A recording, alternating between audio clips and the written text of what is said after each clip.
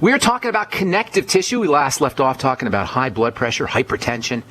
We said how antihypertensive drugs, beta blocker drugs, and calcium channel blogs are not only among the most dangerous and toxic of all pharmaceuticals, but just dispensing and using antihypertensive drugs is one of the craziest of all the pharmacological health strategies you can use. And there's a lot of crazy medical pharmacological health strategies. And among the craziest is using antihypertensive drugs. If you have a blood pressure problem, if you have a pressure problem, that means nutrients aren't getting into cells. That means toxins aren't getting drained from cells. Pressure is how cells depend on pressure to be fed. Cells depend on pressure for drainage of toxins. Cells depend on pressure for oxygen. If the pressure is building up in your circulatory system, the answer is not to stop the pump. The answer is not to poison the pump and stop the pressure. You got to figure out, why is the pressure building up and why is the blood not getting to cells? What is causing the clogging? If you take an antihypertensive drug, you may lower the pressure in terms of numbers, but it's not going to make you healthier. It's only going to make you sicker.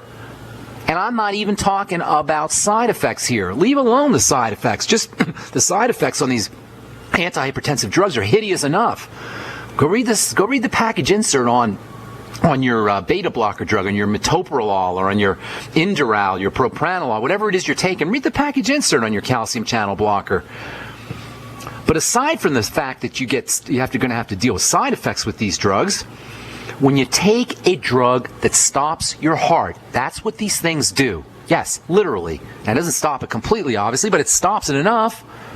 It stops it enough to stop the pressure. And if you take a drug that's going to slow down the heart, and slow down the pressure, and you already have a problem with blood reaching the cells and blood draining the cells, now you got more problems, and that doesn't even have anything to do with the side effects. The worst thing, people, you could ever do if you have high blood pressure is take an antihypertensive drug. I'm not talking about hypertensive crisis where you don't have any options, but if you have just moderately high blood pressure, you don't want to take an antihypertensive drug, which is going to clog things up more.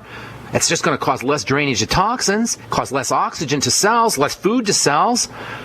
The chemistry of the body, the metabolism of the body depends in large measure on pressure. Antihypertensive drugs stop pressure, and that means cells aren't fed, breathed, or detoxified as effectively as they should be. And that means cell defects, cell death, which will lead to more defensive reactions, i.e. immune inflammatory responses, as the body attempts to clean up the mess. And you can use nutrients, by the way, that's for sure. You can use magnesium if you have high blood pressure, 2,000 milligrams a day. You can use timed release niacin, maybe 200 milligrams a day or so, CoQ10. You can use other nutrients. You want to be on the Healthy Start Pack. You want to be on the Mighty 90. You absolutely want to make sure you're getting these basic nutrients. Your body's going to appreciate these nutrients, but as long as your lymph and your circulatory system is clogged with dirt that's getting in from the digestive tract, it's going to be difficult for fluid to move around. Pressure's going to build up. The heart's going to have to work harder.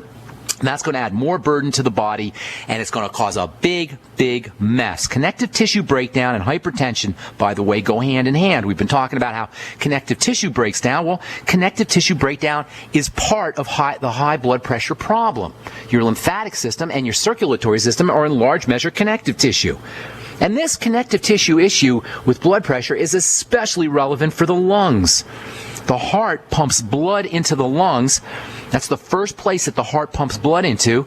And if the arteries are breaking down, or the blood or the lymph are congested from too much toxicity, from food toxins, food poisons, digestive problems, or if there's long-term activation of your stress system, your stress nervous system, the so-called sympathetic nervous system, the blood isn't going to move through the lungs. And then pressure is going to build up there. That's going to cause an enlargement of the heart. It's going to create respiratory problems, including COPD, shortness of breath, and sleep apnea. Yes, if you have COPD, if you got shortness of breath, if you got respiratory problems, if you have sleep apnea, chances are pretty darn good that you're dealing with some kind of connective tissue breakdown. I said yesterday that connective tissue, which is dense in protein, is and looks to the immune system like food. From a chemical molecular standpoint, your connective tissue is food. We said yesterday how connective tissue is the site of immune attack. It's the site of autoimmunity. And all of these go hand in hand with connected with lung problems and respiratory problems, lupus, scleroderma, mixed connective tissue disease, which are all basically the same type of thing. They're all immune system attacks on your connective tissue.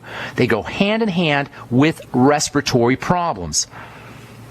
Now remember, folks, the connective tissue is half your body. So if you have an immune attack on the connective tissue, that means half of your body is likely to be messed up. That's a problem. That's a big problem. You guys, when there's an immune reaction going on in your connective tissue, it's like a war is going on in your body. It's a chemical war, literally a chemical war with damaged, wounded, and dead cells and pus and flesh-dissolving enzymes. I know it sounds gross, but that's what's happening. And even if it's happening on the microscopic level, it's still happening. When we have an autoimmune disease or we have an immune attack on the connective tissue, we have a battle that's going on inside our body. And that means wounded dead warriors, wounded dead bodies, collateral damage. All the things that happen in a war are occurring inside of our body. And that means inflammatory factors that are produced to keep the whole battle sequestered, to create a wall around this battle area. Does that sound gross? Does that sound awful? Well, that's what's happening to our bodies.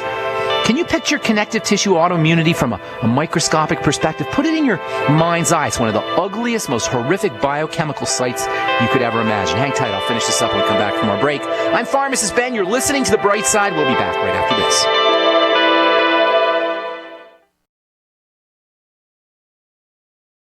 Okay, so we're talking connective tissue, we're talking the breakdown of connective tissue, which is half of the body. And when the body's attacked, when the connective tissue is being attacked by the immune system, it is just this horrific biochemical war that's going on inside the body. It is absolutely gross. It's filled with pus. It's filled with dead cells. The body has to wall that area off. That little area becomes an area of inflammation, a pocket of what's called ischemia, which is a lack of oxygen and a lack of food, a little pocket of starvation. Can you guys picture this in your head? It really is important. As disgusting as it sounds, it's really important to picture what's going on inside our bodies when our bodies are breaking down, and there's not a single thing a doctor can do for it, but there's lots that we can do for it. The bottom line here, folks, is no matter what our health condition is, for some reason the body is under some kind of duress. It's under some kind of stress. When the body's under attack, it doesn't feel safe. It can't feel safe when its survival's at stake, and that's what the body thinks when it's under attack. Now, where do these attacks come from? Leaving aside the psychological and the mental dimensions and the spiritual dimensions, which are important in large part, as you know, if you've listened to this program, in large part, the body gets the attack, at least the perceived attack that the body's under, comes in from food, comes in from the digestive system. This is so important, you guys, from a food perspective, which is the most important perspective.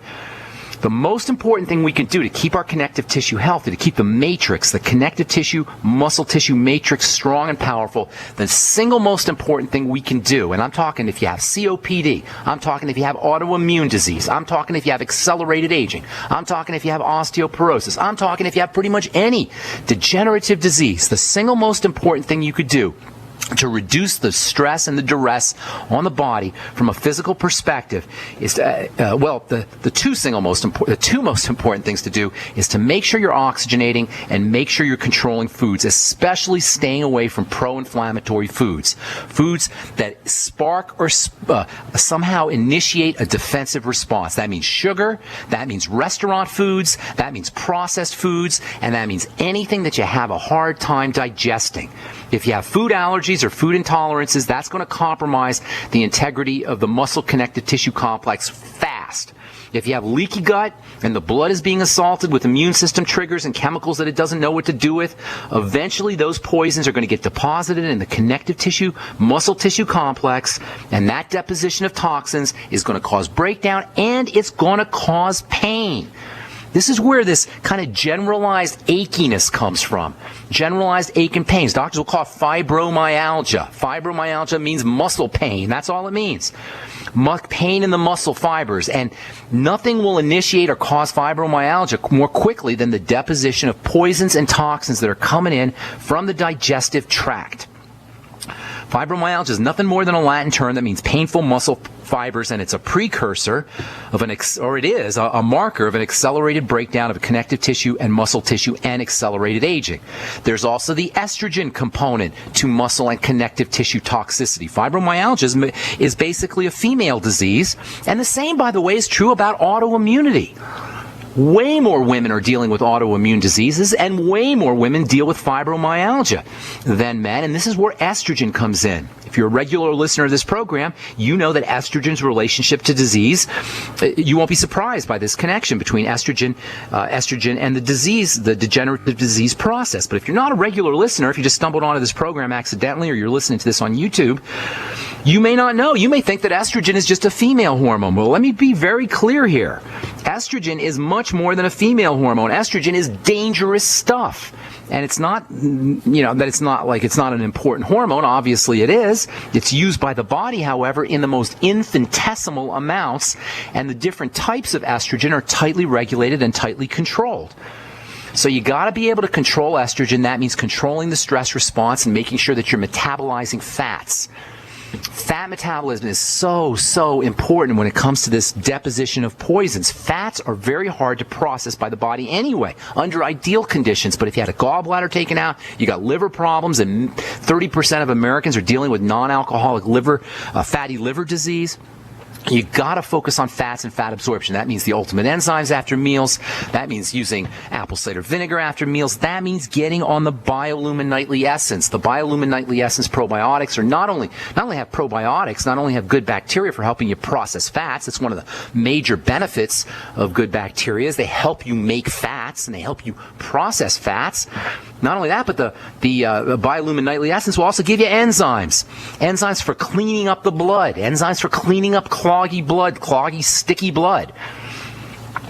In addition to avoiding dietary inflammatory foods and patching up the digestive tract, you want to make sure you're using glutamine and Z-radical and noni and bone soup. All of these are wonderful for building a healthy digestive tract lining and directly supporting the building of the digestive tract of cells in the digestive tract. Protein is your best friend when it comes to building connective tissue, especially animal protein, whey and egg and meat and seafood, soy and hemp if you're a vegan.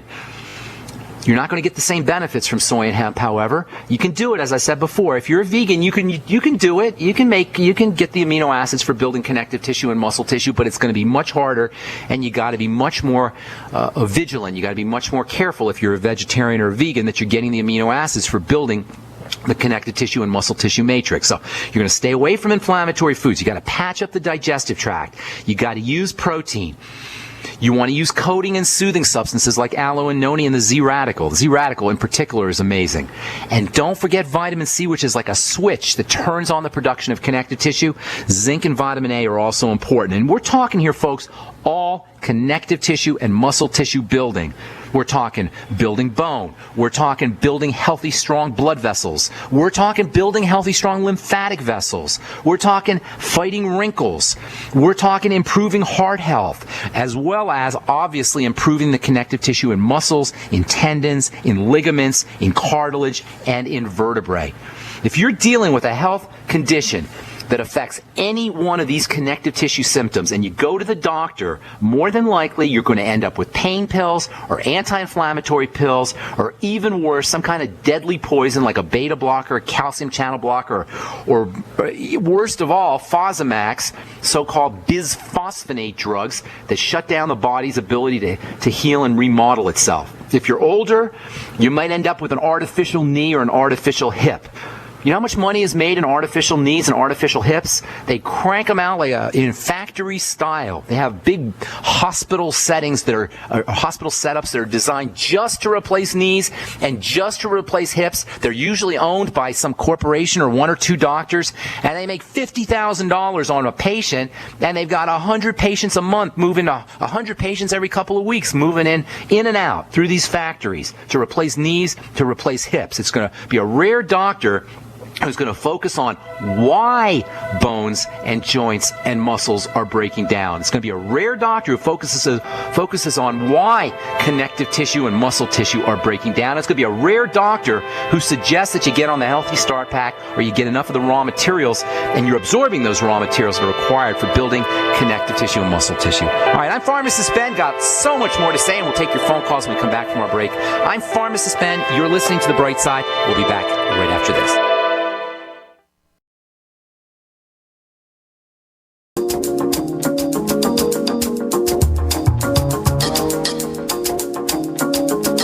All right, we're back on The Bright Side. We'll continue talking about the importance of protein on our next Bright Side episode. The importance of dietary protein. Protein, everybody knows how important protein is, but still, you got people saying that it's overrated and you don't need a lot of protein and we get too much protein. I'm not convinced that that's the case, just from my personal experience and also the experience of my clients. It seems like most people feel better when they're getting more protein. Certainly you can lose weight by using more protein, and given the fact that connective tissue and muscle tissue are made up of protein in large part, it seems like it makes a lot more sense to make sure that you're getting enough protein than it is to focus on carbohydrates or even fats when it comes to the kinds of foods that we eat. Certainly staying away from pro-inflammatory foods, however. That's your most important strategy for building up connective tissue. We'll continue this discussion on our next Bright Side episode, and we'll talk a little bit about weightlifting too, and how you can use weightlifting to build connective tissue. Then we're going to talk about hair. There's a very important relationship between hair and some of these building peptides that we've been talking about. If you've ever heard of the Brazilian blowout, we'll be talking about that in a couple of Bright Side episodes. The Brazilian blowout is a hair treatment that a lot of women know about, and it employs, believe it or not, some of the amino acids that are important for building the body, building connective tissue. And I'll tell you what I mean when we continue this discussion on connective tissue and protein and peptides on the Bright Side. Time to hit our phones at 855-660-4261. We do have a couple lines open for you if you want to try to squeeze in. Let's go out to Nevada and talk to Robert. What's up, Robert? Welcome to the Bright Side. Ben Bright, my nutritional savant. How are you, sir? What's going on? How you doing, Robert? I have to bow at your feet every time I talk to you like everybody else. Boy, you got a big head down there in Colorado. I can see it from here. I'm just a pharmacist, my man. I'm just a plain little old pharmacist guy. What's going on? How can I help you? Whatever. Thank you Thank you. I appreciate that. But how can I help you? Two things. Can you give me the titles of one or two good books that you have personal experience with on proteins so I can do a little research? I read textbooks. That's how I get my information. So I could give you some of the names of textbooks, but they don't really matter. But I'll tell you, one of the best basic books on protein is a book called Protein Power by a guy named Michael Eads, who's a physician here in Colorado. I think he's in Boulder, actually. Eades, and he has a series of books about protein. But the basic book, the first book that he came out with, is called Protein Power, and it's a wonderful book about protein. And then there's a couple of paleo books. And I'm not really big on the whole paleo thing for a couple of reasons, but there are some good paleo books that talk about protein. A guy named Rob Wolf talks about protein a lot. That's WOLFF. There's a couple that come to mind. Protein Power is probably my go-to source. That was one of the first books I read that talked about the importance of dietary protein. Dr. Michael Eads. He's got a website, too, with a lot of good information. Yeah. Go ahead. I'm sorry. You went over proteins deeply in December. I got to go back in your archives and review those. I'll be talking about more next week, too. Cool. Second thing is, I'm 5'9", about $190, 53 years old. Weightlifter? Are you lifting weights? No, I haven't tested weights lately, but I plan on. I'm going to get a membership pretty quick. My last time I checked my blood pressure, which was several months ago, was 140/90, so that's high. I think I'm hypo or hyperglycemic because I get up in the middle of the night and pee, and I wake up, so my sugar's all over the place. All right. You got some work to do. You got some work to do, Robert. Yeah. All right. So you want some help? I don't need any more of the grim details. I get the picture there. Do you want some help with all that? Yeah. All right, first things first. We'll make you we'll just use you as a poster child for how you handle this. The BTT is obvious. The BTT is obvious, but you got to focus on anything that's getting into any pro-inflammatory stuff that's getting into the body. That's always the first thing. Yeah. So if you have any kind of, you want to look for digestive problems. I mean, they go under the radar, so you may have to start paying attention. After 50 years, a lot of things go under the radar. We start to tune things out. So you got to really focus on digestive problems, and it's in your interest to find them. So if you have gas or bloating, heartburn, any kind kind of bowel movement problems, anything like that, it's in your interest to Sure. find them, link them up to foods, okay?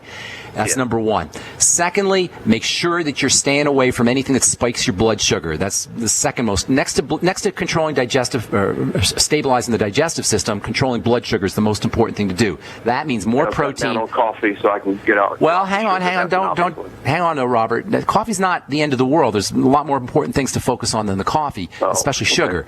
So bread, pasta, rice, potatoes, starchy foods, fruit juice, desserts, all of those you want to stay away from as best as possible. I'm not saying that you have to be zero tolerance, although that would be great, but just weaning yourself off of those and replacing the intake, the caloric intake, the calories that you're getting from those kinds of foods with protein, especially whey protein and egg protein, which are your two most important building proteins.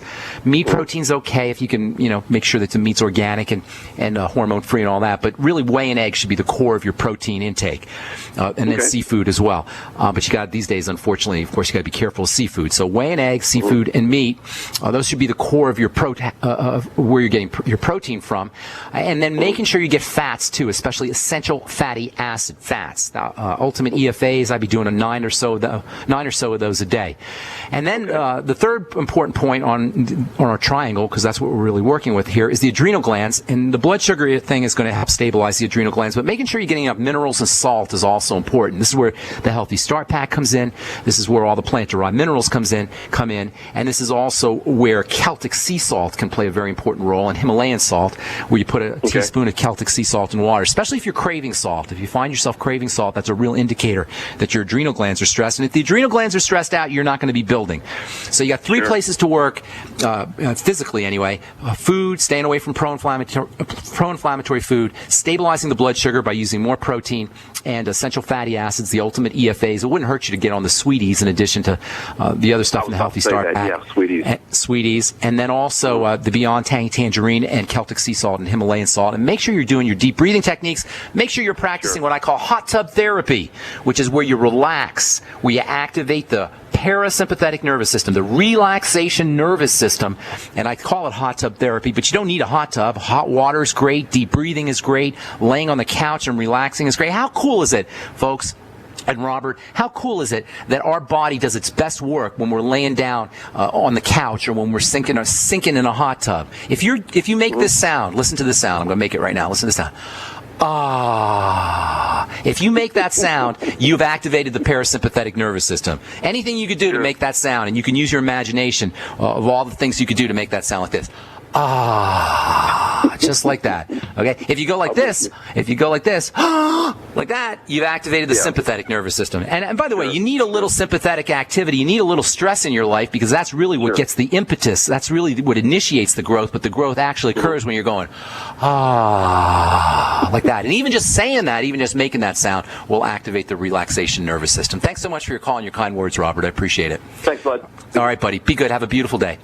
All right, let's see who's next on the line. Go to Oregon and say hi to Gina. What's up, Gina? Welcome to the Bright Side. Hi, good morning, Ben. Thanks for taking my call. Sure.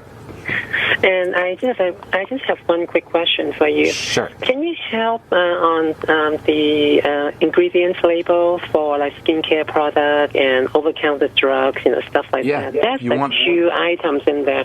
One is active ingredients. Another one is inactive ingredients. Oh, yes. I understand. Yeah, can you? You want an explanation on that? That's a great question. Yeah. I actually do a class. Yeah, please do. I actually do a class on how to read an ingredient deck on skincare products, and that's a very, very important question, Gina. I'm glad you brought that up. Hang tight, though. We got to take a break, okay? If you're on hold, we'll try to get to all our calls today. 855-660-4261 is our number. I am Pharmacist Ben, and you're listening to The Bright Side on the Genesis Communication Network. We'll be back right after this.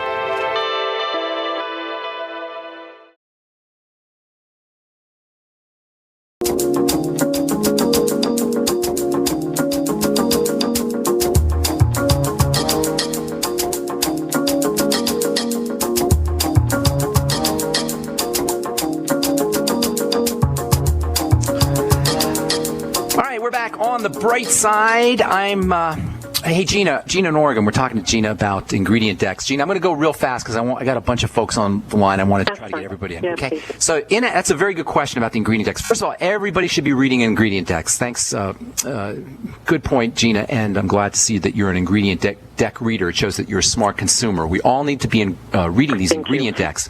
There's two kinds of drugs. There are two classes of drugs. There's over-the-counter drugs, and these are the kind of drugs that you get in a drugstore over the counter, obviously. And then there's behind-the-counter drugs, and those are the drugs you need a prescription for. Over-the-counter drugs, by mandate of the FDA, have to have their ingredients divided into two sections. One section is called active ingredients, and these are the ingredients in the over-the-counter drug, the antihistamine or the cough syrup or whatever it is you're buying, sunscreen. Sunscreens are over-the-counter drugs.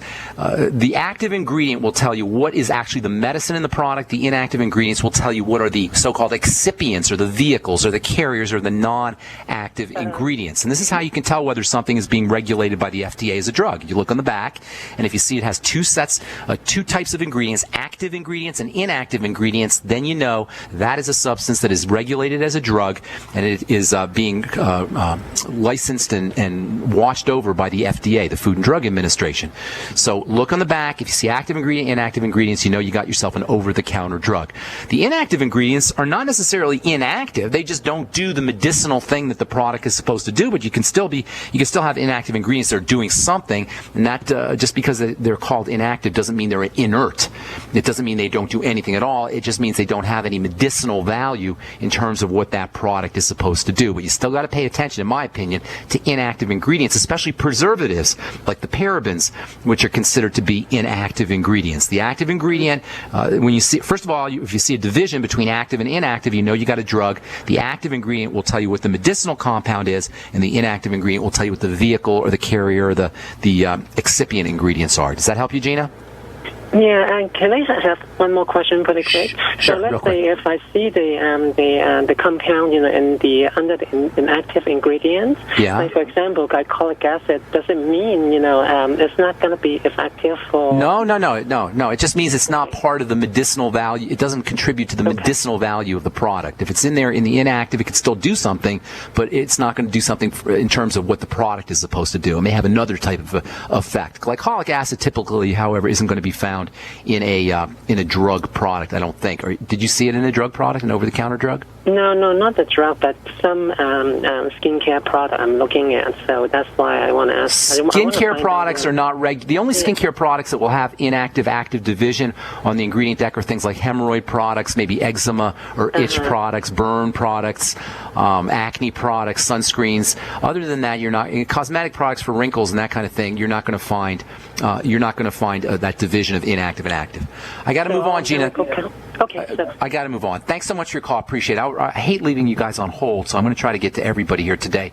But we'll have to move fast. Mindy in Ohio, what's up? Welcome to the bright side. This is fantastic. I think fate brought me to my ears to your wise words. Oh, I appreciate that. What's going on?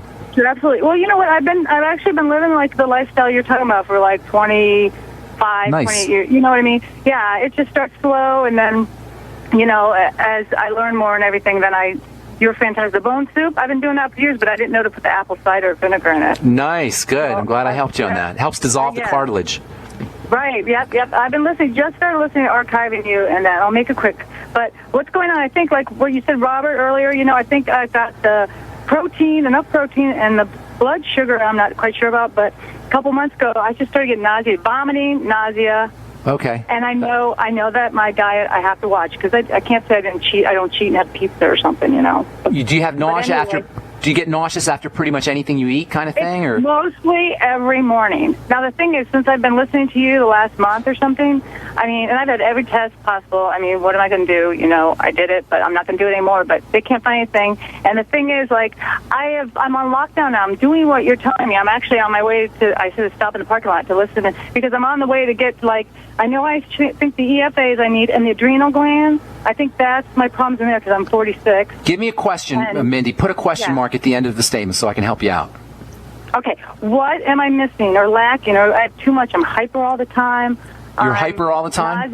Nauseated every morning. And I think I eat right. I slacked on the exercise has gone down because you said no stress. I'm doing a hot tub. I'm doing all. I think it I'm sounds doing like something is getting into your system that's burdening the body. It sounds like some kind of adrenal stress. Now, you probably know if you've been listening to the program, there's all these dimensions to health. We always talk about the physical dimension, but you have to address the spiritual and mental and emotional components too. And I know I don't say it enough, but it's extremely important. Those need to be addressed. In fact, they're primal. I totally agree. They're more fundamental than the nutrition, than as much as I love the nutrition aspect. You guys know I love the nutrition and the chemistry. The spiritual and the mental and emotional are fundamental and primal. And so if you have any issues like that, those need to be addressed. From a physical perspective, something's still getting into your system that's causing some distress, and I'm not sure what that would be. And the only way to know is to food is the most likely suspect. It always is the first thing that you want. It's like, when somebody, the wife gets murdered, the husband, it doesn't mean the husband did it, but that's the first guy they go to, Yep. And it's like that with food. When there's a distress in the body, it doesn't mean it's always going to be food, but that's the first place you want to look. The digestive system is the first place to look. So it might not be a bad idea for you to take 2 or 3 days off, or 1 or 2 days off, at least from food entirely. Do a 1 day or 2 day fast, and I'm going to be talking about. I'm going to talk about fasting next week. But I've lost 11 pounds. Doesn't matter. You don't have to worry about losing weight unless you get emaciated. You don't have to worry about losing weight. Most of us don't have a problem. How much do you weigh? 109. And how tall are you? 5'5". You're not. That's not incredibly unhealthy. Do you have any body fat on you, or are you lean and mean? No, I'm right, lean and mean, because I just okay. Well, if you take a day off from food, it's not gonna be the end of the world for you. In fact, 1 day off of food actually helps you build some muscle mass, which I'll be talking about next week. But you have to hit the reset button in order to figure out what the heck's going on in your system. And the only way to hit the reset button is to stop eating for a day or two, and then reintroduce foods, especially your favorite foods. This is the best way to detect a food problem: is to clear the decks. Take a day off from food, hit the reset button, and then spend the next day eating your favorite food. Only that food. If you love bread, just spend all day eating bread. If you love pasta, spend all day eating pasta. You love ice cream, spend all day eating ice cream. So it's like a reverse elimination diet, and it's a lot easier to do. And you'll find that among your first 2 or 3 or 4 favorite foods, you're going to find that's typically where your problem is going to be. And then you eliminate that food, and then you go live normally for a week or so, and then you do the same thing again. Take a day or 2 off from food, and then reintroduce another food in there and see what it is. If you're okay with that food, then that food is okay. If you're not, you eliminate that food, and you keep going. And it's a game, it's a puzzle, but trying to figure it out is the most important thing you can do. And the fact that you're nauseous and you have you wake up in the morning queasy, and after you eat certain foods, that's telling me that you're not absorbing nutrients, and that can be a significant problem. So it's really important that you get down to the bottom of this thing. If you're not doing deep breathing techniques, by the way, that's very important. If you're not doing working on the adrenal glands, it sounds like you have some adrenal stress. That might be something that you want to focus on. Celtic sea salt, vitamin C. Vitamin C is the primal panacea, as Dr. Thomas Levy calls it. That means it's good for everything.